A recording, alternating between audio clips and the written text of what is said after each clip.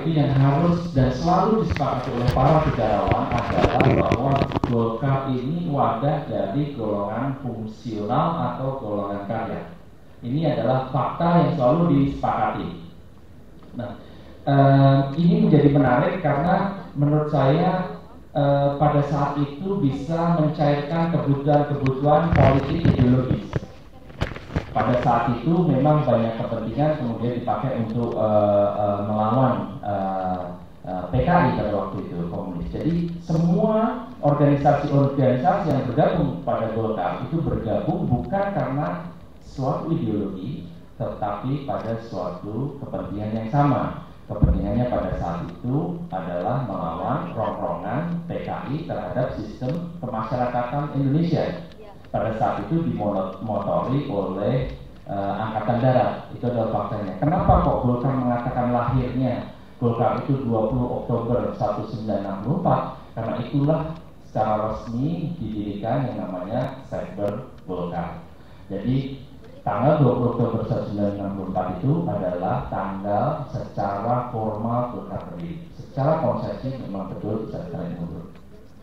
Ya, kalau kita melihat, adik-adik semua melihat, mendengar beberapa pakar, saya bukan pakar politik, tetapi komunitas itu bisa dibagi menjadi tiga kelompok. Komunitas itu bisa dibagi menjadi tiga kelompok. Pertama adalah istilahnya itu full community. Full community itu adalah komunitas atau sekelompok orang yang disatukan oleh sebuah ideologi. Nah, contohnya misalnya Wahabi dengan Wahabismenya. Terus kedua ada komunitas yang disatukan karena tokoh karismatik. Namanya itu hub community. Hub community itu contohnya misalnya Syekhmania, karena di situ ada Habib Syekh, semua ngikut gitu. Yang ketiga ada yang namanya web community. Web community ini adalah sekelompok organisasi, sekelompok orang yang berorganisasi karena suatu tujuan yang sama. Nah, di perjalanan sejarah, saya rasa Pak David juga akan setuju bahwa pada hari ini pertempuran ideologi itu sudah selesai, sudah tidak ada lagi pertempuran ideologi. Itu. Cara kedua, David Rip masuk. Apa yang akan menjadi penggantinya partai? Dan sudah jelas konsepnya Bung Karno pada awal tahun 57 adalah partai-partai dibubarkan dan diganti oleh apa yang disebut pada waktu itu golongan fungsionil, golongan-golongan yang berfungsi dalam masyarakat. Golongan apa itu? Golongan terutama golongan buruh dan tani adalah dua yang penting, tapi selain itu juga ada golongan pemuda, wanita, cendekiawan, ulama, angkatan 45, ada banyak. Tapi yang akan diwakili dalam parlemen, dalam DPR dan MPR justru adalah wakil dari golongan-golongan itu, bukan dari partai. Bung Karno tidak pernah mempunyai pendapat yang positif tentang partai. Dia merasa bahwa kalau dalam pemilu orang akan memilih dari golongan wakil calon-calon dari golongan sesuai dengan profesinya masing-masing. Pernah dengar? Kok diam tadi? Aktif sekarang menjadi diam. Bagaimana golongan golongan karya itu akan dibentuk? Pada waktu tahun 50-an, tahun 40-an, partai politik di Indonesia masih punya banyak ormas, onderbau namanya. Jadi setiap partai punya ormas pemuda, ormas tani, ormas buruh, ormas wanita, ormas intelektual dan sebagainya. Jadi PKI punya pemuda rakyat, CBMI, Gerwani dan sebagainya, PNI juga punya, NU punya, Masyumi punya, semuanya punya. Jadi ide adalah untuk merebut ormas-ormas itu dari partainya, dan semua ormas pemuda disatukan menjadi satu golongan fungsional. Semua ormas Tani direbut dari partai dan dijadikan golongan fungsional. Di dalam golongan fungsional itu masih ada ideologi, tentu saja akan ada dari NU, dari Masyumi, dari PSI, dari PKI, dari TNI. Tapi yang diutamakan adalah faktor yang mempersatukan, yaitu fungsi tani, bukan yang memecah belahkannya, yaitu ideologi. Itu idenya yang murninya ide itu pada tahun 57. Menurut saya satu gagasan yang baru dan kontroversial dan penuh imajinasi untuk menggantikan sistem partai dengan sistem perwakilan. Saya kira usaha itu tidak cukup dihargai dalam sejarah intelektual Indonesia, bahwa ada konsep untuk perombakan total dari sistem perwakilannya. Oke? Tapi kenapa Golkar itu tidak jadi mendominasi demokrasi terpimpin sesudahnya? Justru yang menjadi topik utamanya adalah Nasacom, bukan Golkar. Itu karena menurut saya konsep Golkar, golongan fungsional, dari awalnya diambil alih, dibajak oleh Nasution dan Angkatan Darat. Dan yang mulai membentuk golongan karya itu adalah militer melalui Badan Kerjasama atau BKS. Ada BKS Bumil, buruh militer. Ada BKS Kamil, tani militer. Ada banyak BKS. Pada waktu itu sedang SOB itu militer yang berkuasa. Jadi Soekarno punya idenya dan konsepnya, tapi yang punya kekuatan real di ladang untuk melaksanakannya adalah tentara Angkatan Darat. Dan saya kira ide Bung Karno direbut dan dipakai oleh Angkatan Darat sendiri. Akhirnya bukan untuk tujuan nasional, tapi untuk tujuan politik mereka. Tentu saja mereka ada kepentingan politik dan tentu saja mereka akan membelanya. Jadi di sini saya katakan bahwa kalau kita melihat lahirnya Golkar tahun 1964 itu tidak benar. Kok ada yang tidak benar di website resmi Partai Golkar? Lahir, ada orang yang ada banyak yang tidak benar di website Golkar, tapi itu lain soal. Itu sebagai sejarawan, saya merasa bahwa lahirnya Partai Golkar itu adalah lahirnya tahun 56 dan 57 dengan inisiatif Bung Karno untuk membubarkan partai dan menggantikan sistem perwakilan di Indonesia dengan golongan karya, buruh, tani, militer, dan sebagainya. Kenapa tidak didominasi? Itu karena pada waktu itu kepentingan TNI Angkatan Darat adalah melawan PKI. Jadi Golkar itu, dan bagian ini yang benar dari situsnya, tidak untuk menjadi sistem perwakilan baru, mungkin dalam jangka panjang bisa, tapi itu dibajak untuk tujuan jangka pendek untuk melawan kekuatan politik PKI. Jadi dijadikan alat politik dari Angkatan Darat. Pada waktu itu buruh PKI kuat. Apa nama organisasinya? Sejarawan muda, SOBSI, Serikat Organisasi Buruh Sosialis Indonesia. Jadi oleh Angkatan Darat didirikan SOKSI untuk menjadi lawannya di bawah Brigjen Suhardiman dan Juhartono dan sebagainya. Jadi dalam demokrasi terpimpin, konsep Golkar menjadi lawan konsep PKI. Konsep karyawan melawan buruh. Bung Karno mau melawan semua partai, tapi tentara ingin melawan terutama satu partai, PKI. Jadi Golkar-Golkarnya dibangun langsung untuk menjadi saingan yang sangat jelas dengan contoh tadi, sopsinya PKI dilawan dengan sopsinya tentara. Kalau PKI mereka mengutamakan buruh yang pasti punya kepentingan kelas sendiri dan berjuang melawan majikan, tapi karyawan secara ideologi membuat konsep kelas hilang, kabur.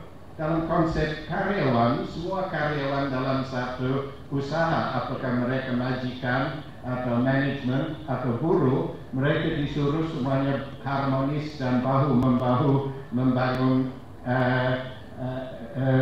perusahaannya. Jadi kalau orang menganut konsep Golkar, karyawan, SOPSI, Serikat Organisasi Karyawan bukan buruh, konsep pertentangan kelas dihapuskan. Kalau ide Golkar melawan partai PKI sekarang tidak punya legitimasi lagi. Konsep karyawan dipakai juga untuk delegitimasi konsep buruh dan konsep kelas. Bagaimana? Apa masuk akal? Diam. Oke, that's okay. Saya teruskan. Jadi waktu Orde Baru mulai di bawah Soeharto, mungkin ada kesempatan baru untuk mengembangkan konsep-konsep Golkar sebagai sistem perwakilan baru untuk Indonesia. Tapi tidak jadi karena Golkar itu dipilih oleh Presiden Soeharto pada tahun kira-kira 67 atau 68 untuk menjadi vehicle motor untuk Orde Baru untuk memenangkan pemilu-pemilu. Kalau dalam fase pertama organisasi Golkar dipakai untuk melawan PKI tahun 60-an, tahun 70-an Golkar menjadi alat pemenang pemilu oleh Orde Baru. Tidak dikembangkan menjadi sistem perwakilan, tapi dipakai untuk menghantam partai-partai. Anti-partainya masih jelas. Saya ingat pada awal Orde Baru ada slogan yang sangat jelas itu, politik no, pembangunan yes. Masih ingat? Kita semuanya ingat tentang pembangunan, tapi pada awal Orde Baru ada konsep politik no, parti politik dianggap kotor, terkontaminasi oleh demokrasi terpimpin, terkontaminasi oleh ide-ide Bung Karno, terkontaminasi oleh konsep ide-ide aliran, bahwa mereka ada hubungan dengan aliran-aliran tertentu dalam masyarakat dan tidak dengan masyarakat semuanya. Jadi Golkar selama Orde Baru dipakai satu untuk memenangkan Orde Baru dalam pemilu, dan memang tetap untuk menghantam partai supaya partai tidak mungkin menang selama 32 tahun Orde Baru. Anehnya waktu reformasi datang, Golkar hampir terbuang. Masih ingat Gus Dur ingin membubarkannya. Dulu Bung Karno ingin mau membubarkan partai, Gus Dur justru ingin membubarkan Golkar. Ironis sekali. Tapi Golkar yang anti partai, yang seharusnya menjadi ganti partai, justru berbuat apa? Menjadi partai. Heran sekali, yang mulai sebagai alternatif pada partai justru ikut partai. Jadi Golkar merubah dirinya, ganti kulit, maaf kepada intelektual Golkar yang duduk di situ. Dan yang dipakai selama 40 tahun untuk menghantam partai, tiba-tiba ikut dong dan menjadi partai. Jadi seolah-olah pada awal reformasi, konsep Golkar itu sudah hilang sama sekali dan ide partai sudah menyeluruh. Kalau kita melihat Golkar lagi, dulu selalu disebut golongan-golongan karya, tapi sekarang golongannya udah hilang. Mana golongannya? Mana golongan buruh, golongan tani, golongan pemuda? Saya cerita tadi bahwa idenya pembentukan Golkar pada tahun 50-an adalah mengambil ormas-ormas dan disatukan menjadi Golkar. Itu memang dilaksanakan selama Orde Baru. Organisasi pemuda disatukan dalam KNPI menjadi wadah tunggal. Organisasi tani disatukan menjadi HKTI.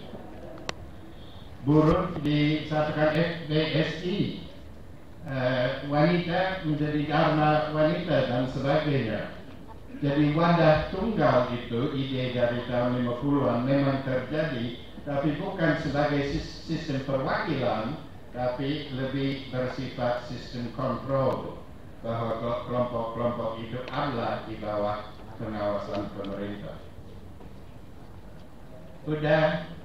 Udah dapat garis besar yang ingin saya katakan.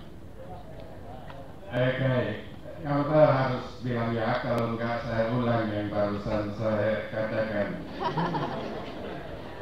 Kalau ya begitu akan saya teruskan.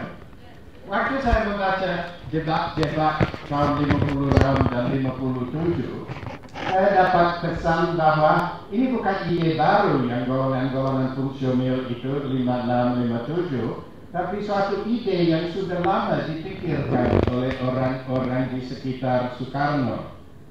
Jadi kalau pada waktu itu Ki Hajar Dewantara mendukung demokrasi terpimpin dan bilang bahwa memang ini yang kita harapkan pada tahun 45. Oleh Bung Karno berkata, dan memang benar, bahwa sudah lama dia tidak suka dengan sistem demokrasi ala Barat. Mereka, jadi pada 50-an mereka bilang ini bukan ide baru, memang mengagetkan pada waktu itu, tapi ini yang kita maksudkan dulu-dulu waktu kita merencanakan kemerdekaan. Jadi saya terpaksa mundur lagi sebagai sejarawan. Saya tidak mulai dalam masa lampau sampai ke masa sekarang. Akan mulai di masa sekarang terpaksa mundur. Saya membaca perdebatan di BPU PKI dan saya lihat di situ memang benar.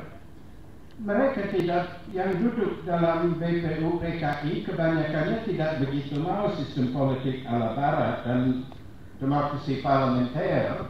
Mereka mau sesuatu yang disebut demokrasi ala Indonesia pakai tradisi Indonesia sendiri. Dan juga pada waktu itu sepertinya ini bukan ide baru tapi ide yang cukup matang. Jadi saya terpaksa mundur lagi ke tahun 30-an dan 20-an dan saya melihat bahwa di dalam alam pikiran nasionalis Indonesia memang ada tradisi anti partai. Ki Hajar Dewantara lebih banyak mengutamakan kalau perlu demokrasi terpimpin meskipun sekolahnya terbuka dan orangnya sederhana, tapi Ki Hajar Dewantara adalah dia menolak sistem politik Barat yang sekarang ada di Indonesia, sistem partai. Dia menolak kebudayaan Barat, Ki Hajar Dewantara sistem Barat. Mereka merasa bahwa sistem itu bisa berdasarkan yang mereka katakan nilai-nilai Indonesia. Dan nilai-nilai Indonesia menjunjung persatuan berdasarkan satu persatuan dan yang disebutkan supaya integralistic state, di mana negara yang kuat dan orang berfungsi di dalamnya. Dalam konsep Barat, hak adalah dasar. Hak datang sebelum semua kegiatan lain. Tapi dalam konsep Supomo, Profesor Raden Supomo, penyusun Undang-Undang Dasar 45, hak muncul dari fungsi. Orang berfungsi dalam masyarakat, ada golongan berfungsi dalam masyarakat, baru dapat hak melalui fungsinya. Supomo sering bilang, jangan menanyakan hak saya, tapi menanyakan apa kewajiban saya. Kalau orang melakukan kewajiban, mereka baru akan diberi hak. Gimana dengan waktu saya? Masih 5 menit, boleh? Boleh. Oh, thank you. Thank you very much. Susah untuk menolak permintaan tamu yang lagi berdiri di podium. Jadi sekarang, tadi saya mau berkata bahwa sejarah Golkar mulai lebih awal tahun 50-an, sekarang saya mau ke belakang lagi dan bilang alam pikiran yang menerima bentuk dengan gagasan Golkar sudah ada sejak tahun 20-an dan 30-an. Dengan penolakan terhadap sistem partai parlementer demokrasi ala barat, dan konsep bahwa bisa dibangun satu gagasan khas Indonesia. Kalau kita melihat Soekarno, Ki Hajar Dewantara dan Profesor Raden Supomo di satu pihak, dan Muhammad Yamin, Sultan Syahrir, dan Muhammad Hatta di pihak lain, apa perbedaannya? Ada kesamaan apa antara Soekarno, Ki Hajar Dewantara dan Supomo yang lain dengan Muhammad Yamin, Muhammad Hatta dan Syahrir?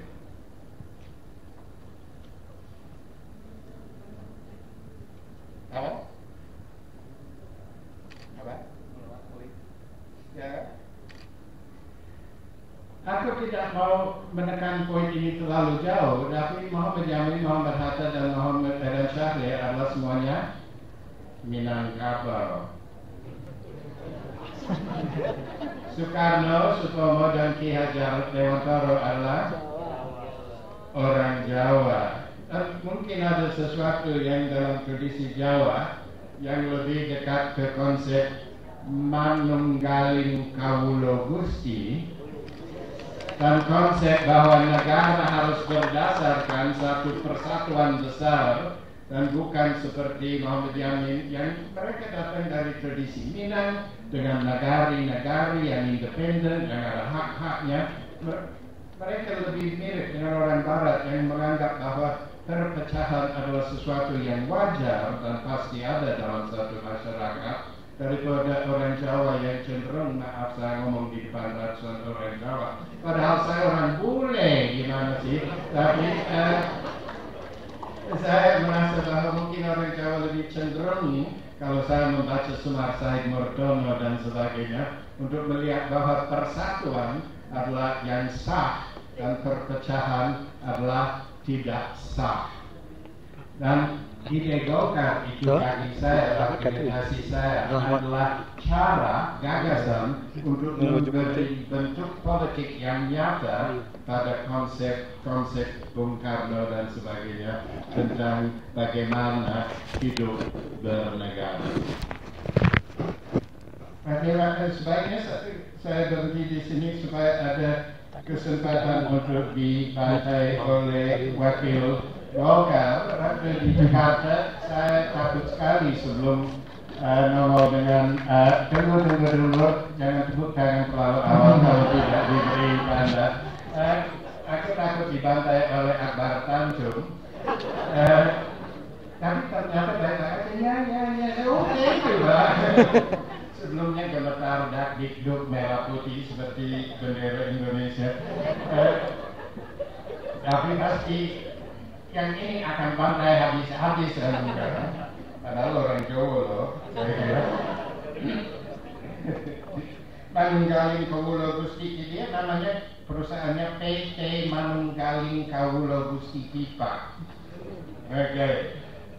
Sebagai kata terakhir, boleh saya menggarisbawahi 5 kesimpulan. Tadi, nomor 1, kalau kita membaca web situs-situs ini, itu bilang bahwa Sekber Golkar, sejarah Partai Golkar mulai tahun 64 dan didirikan oleh Angkatan Darat. Bagi saya itu salah. Itu mulanya minim pada tahun 50-an dan pencetus idenya Bung Karno. Kok nggak dikatakan? Heran, saya kira habis desekarnoisasi yang terjadi pada tahun selama Orde Baru mereka nggak mau mengaku. Jadi poin nomor 2 adalah poin nomor 1, sejarahnya lebih panjang, sejarahnya sepertinya hilang. Nomor 2, Soekarno adalah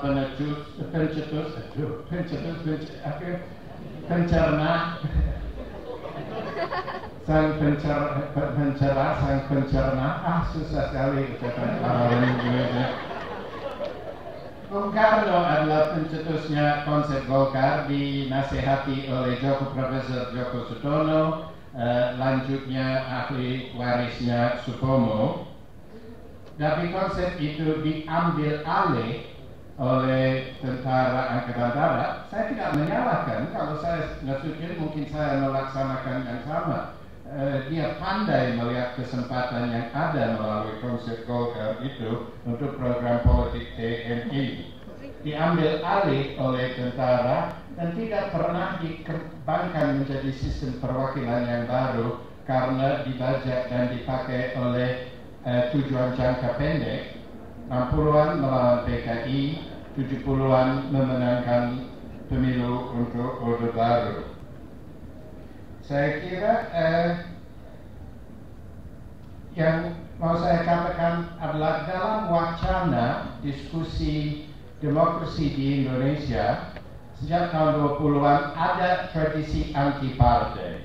Untuk kuat pada tahun 20-an dan 30-an, 40-an, tapi disingkirkan selama tahun dari 45 sampai 56. Terus kuat lagi, terus sekarang dalam zaman reformasi didiskredit dan tersingkirkan kembali.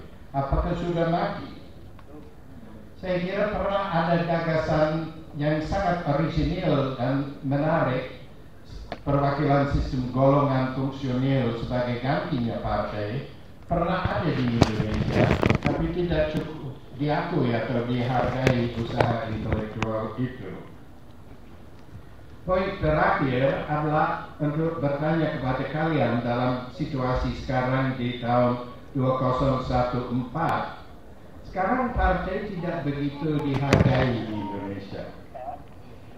Ada yang dikatakan oleh mantan mahasiswaku Khalid Novianto, juga orang Golkar, dia berkata bahwa ada pembusukan partai sekarang. Kalau partainya busuk lagi seperti tahun 50-an, apakah tradisi anti partai itu bisa muncul lagi? Bisa. Prabowo sudah berkata sebaiknya demokrasi terpimpin dihidupkan kembali. Menarik sekali bagi saya. Apakah nanti Golkar dihidupkan lagi, bukan sebagai partai tapi sebagai anti partai? Apa tradisi anti partai itu akan muncul lagi di kemudian hari karena sistem partai di Indonesia sekarang tidak berjalan dengan semestinya. Tapi bukan Indonesia saja loh, sistem partai di Australia juga pembusukan. Jangan anggap itu hanya Indonesia. Australia juga banyak problem dengan sistem partainya. Sebelum selesai, saya ingin berterima kasih kepada panitia yang sangat ramah dan efisien. Lutfi, Rita, Romel, Lulu, Alban, Handini. Panitianya sangat baik dan ramah. Saya mau puji Romel yang tidak pernah ngomel. Okay, thank you very much Uli M. Terima kasih atas kesempatannya. Jangan lupa pada Golkar ya. Thank you, bye. Terima kasih.